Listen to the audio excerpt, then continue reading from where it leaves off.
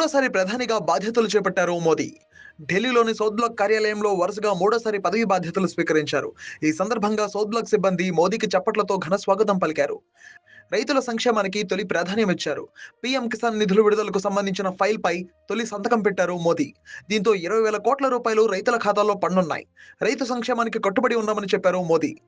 రైతుల కోసం, వ్యవసాయ రంగం కృషి కోసం మరింత కృషి చేస్తామని చెప్పారు. ఇవాళ సాయంత్రం 5 గంటలకు తొలి కేబినెట్ సమావేశం జరుగుతోంది. ఈ భేటీ అనంతరం మంత్రిత్వ శాఖల కేటాయింపు ఉండే అవకాశం ఉంది.